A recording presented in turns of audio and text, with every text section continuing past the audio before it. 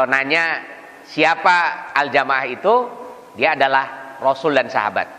Apabila hadis ini memerintahkan kepada kita bahwa talzimu jama'atal muslimin wa imamahum, kita harus berpegang kepada jamaahnya kaum muslimin dan imam mereka, maka makna yang pertama adalah kita harus tetap berpegang kepada Rasul yang menjadi representasi dari al-jamaah itu dan sahabat-sahabatnya.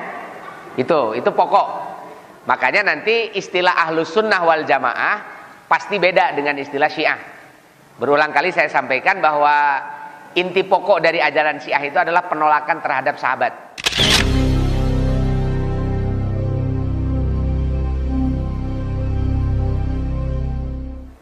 Dia tidak menerima sahabat sebagai transmisi keilmuan dari Rasulullah SAW. Jadi dari Rasul itu dipotong, sahabat itu tidak ada, dan kemudian orang Syiah meyakini ilmunya Rasul itu datangnya kepada Ali. Sampai nanti ada lagunya, suka dinyanyikan sama Haddad Alwi dulu, itu terkenal sekali. Ana Madinatul Ilmi wa Aliyun babuha. Gitu. Ana ini, aku, ini hadis palsu ya, nggak ada hadisnya. Rasul tidak pernah mengatakan itu. Ana Madinatul Ilmi wa Aliyun babuha itu adalah hadis palsu riwayat orang-orang Syiah untuk memberikan keyakinan dan kepercayaan bahwa ilmunya Rasul itu tidak diberikan kepada sahabat-sahabat, tapi diberikannya itu kepada Ali. Maka disebut Rasul itu Madinahnya ilmu atau kotanya ilmu, dan pintu dari kota itu adalah Ali. Sehingga dengan hadis ini orang Syiah ingin mengatakan kalau ingin dapat ilmu yang benar dari Rasul harus lewat Ali. Ali dari siapa? Maksudnya lewat siapa lagi nanti? Lewat anak-anaknya, lewat Hasan, lewat Husain, terus sampai kalau menurut Syiah Imamiyah, menurut imam yang 12. Kalau menurut Ismailiyah, menurut imam yang 7. Karena Ismailiyah ini disebut juga aliran Syiah Sabaiyah. Dia aliran Syiah yang meyakini adanya 7 imam.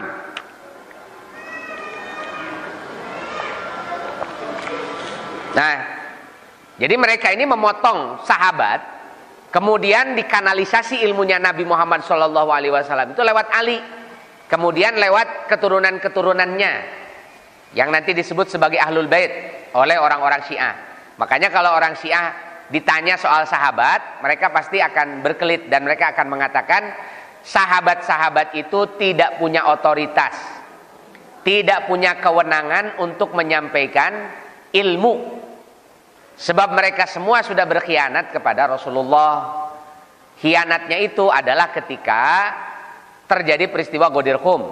Nah, pada peristiwa Ghadir Khum itu orang Syiah meyakini bahwa Rasulullah menyampaikan wasiat kepada Ali. Padahal cerita itu cerita yang juga dikarang oleh Syiah. Nah, Syiah ini kemarin tanggal 18 Zulhijjah merayakan namanya Hari Raya Idul Ghadir.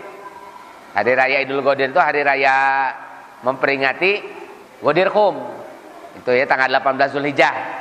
Nah, itu adalah riwayat yang dikarang-karang oleh Syiah yang mereka yakini sebagai sebagai satu peristiwa di mana Rasul mengangkat Ali, dan itu katanya ditolak oleh para sahabat. Sehingga para sahabat itu dianggap sebagai pengkhianat. Dan ilmunya Rasul tidak diberikan kepada para pengkhianat, kepada orang-orang kafir, tapi diberikannya itu kepada siapa? Yaitu kepada imam. Nah, imamnya itu Ali, lalu kemudian Hasan, Husain dan seterusnya. Jadi imam-imamnya Syiah baik yang 7 maupun yang 12 ya. Ada juga nanti Syiah Zaidiyah yang juga imamnya agak sedikit beda-beda. Ini orang Syiah sendiri imamnya beda-beda, dan Syiah itu di antara firqah-firqah dia termasuk yang pecahannya sangat banyak, sampai 33 pecahan. Jadi Syiah itu jangan dikira satu saja. Memang yang paling banyak dikritik, yang paling banyak dihantam oleh Ahlus Sunnah itu adalah Syiah Itsna Asyariyah atau Syiah Imam 12. Karena memang di antara Syiah-Syiah yang lain, yang paling banyak rujukannya, kitab-kitabnya paling banyak, paling lengkap dan paling serius dalam menciptakan kesesatannya, mendalili kesesatan mereka, itu Syiah Imam 12. dan juga Syiah Ismailiyah. Makanya nanti Ibnu Taimiyah menulis kitab Minhajus Sunnah Nabawiyah. Di dalam Minhajus Sunnah Nabawiyah itu kritik Ibnu Taimiyah dikhususkan kepada Rafidhah. Nah, Rafidhah ini adalah Syiah aliran Imam 12 yang sekarang memang jadi mayoritas di dunia. Jadi di dunia kalau nanya Syiah mayoritasnya apa alirannya, mayoritasnya itu adalah Itsna Asyariyah. Dan orang-orang Syiah itu tidak mengakui sahabat. Padahal makna al-jamaah yang pertama di dalam hadis dinyatakan ma'ana alaihi wa ashabi. Jadi yang disebut dengan jamaah itu Rasul ada di situ, sahabat-sahabatnya ada di situ. Nah, jadi ini penting sekali untuk jadi garis bawah bahwa ilmu kita harus lewat sahabat. Tidak boleh ilmu tidak lewat sahabat. Bahkan kita langsung kepada Rasul saja itu tidak bisa. Sebab kita nggak mungkin dapat ilmu agama kecuali lewat sahabat. Siapa yang tidak mengikuti Rasul dan menolak sahabat, maka mereka adalah kelompok yang pasti bukan bagian dari al-jamaah. Atau kita tidak akan bisa menyebutnya sebagai ahlus sunnah wal jamaah.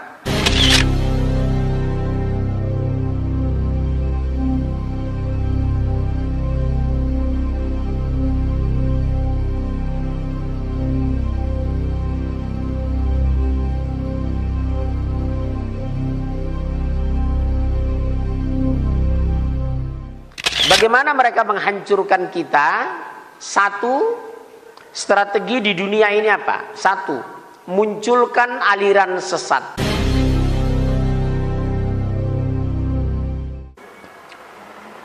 Betul ya? Apa itu bu sekarang? Syiah. Strategi mereka memecah belah apa? Munculkan aliran sesat di Indonesia. Lihat, Syiah. Negara tidak berdaya membubarkan di bawah tekanan Amerika. Syiah dipelihara oleh Amerika, Ahmadiyah dipelihara oleh Inggris. Betul? Mereka tahu Ahmadiyah Syiah aliran sesat, bukan dari Islam.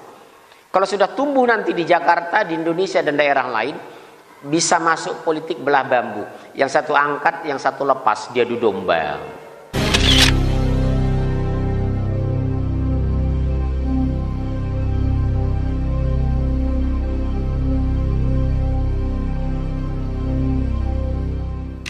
Telah difatwakan sesat oleh Majelis Ulama Indonesia.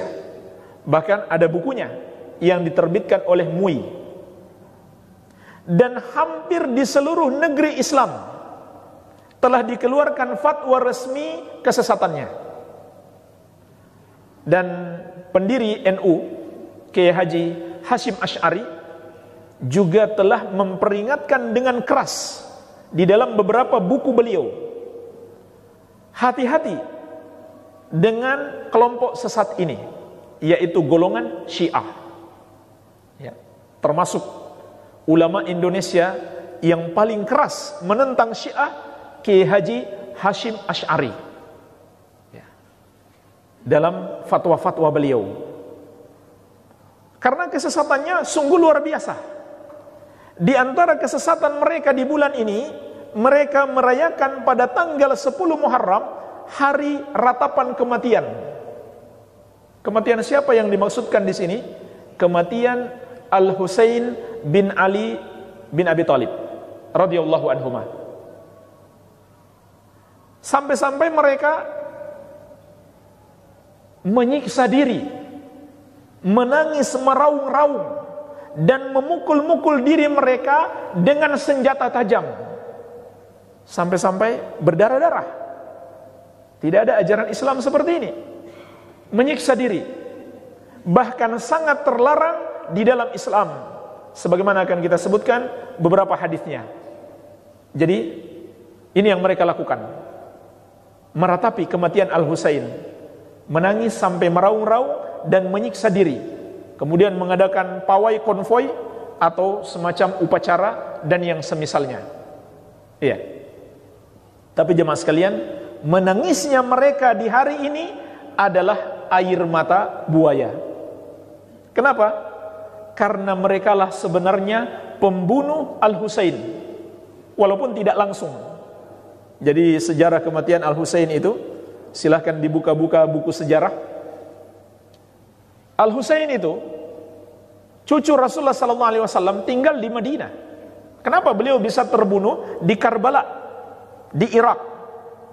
Karena orang-orang Syiah ini menulis surat dalam jumlah yang sangat banyak kepada beliau untuk datang kepada mereka agar menjadi pemimpin mereka. Mereka berjanji akan melindungi dan mendukung beliau. Tapi apa yang terjadi jamaah sekalian?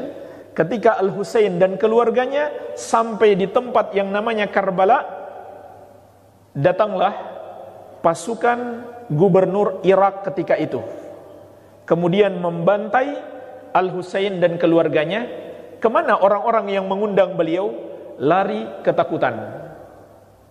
Mereka biarkan Al-Husain dibunuh. Mereka tidak melindungi dan membela seperti janji beliau. Jadi sebenarnya merekalah pembunuh Al-Husain. Mereka yang menyebabkan beliau terbunuh. Kok sekarang tiba-tiba sedih, sampai meratap, sampai menangis-nangis? Air mata palsu. Iya. Karena mereka yang menyebabkan beliau terbunuh. Kemudian setelah itu, penyimpangannya lebih dahsyat lagi, lebih parah lagi. Bukan sekedar perayaan ini yang mereka lakukan, sampai akhirnya Al-Husain dijadikan sebagai Tuhan mereka. Bapak ibu sekalian, gak usah heran kalau pergi umroh atau pergi haji, kaum muslimin bertalbiyah labbaik Allahumma labbaik. Jamaah haji dari Iran talbiyahnya lain, ya Husain. Lihat Ka'bah talbiyahnya ya Husain, labbaika ya Husain. Bukan hanya itu, mereka berkeyakinan, disebutkan secara tertulis dalam kitab-kitab mereka, bahwa berziarah ke makam Al-Husain itu lebih afdal 10 kali lipat dibandingkan pergi berhaji.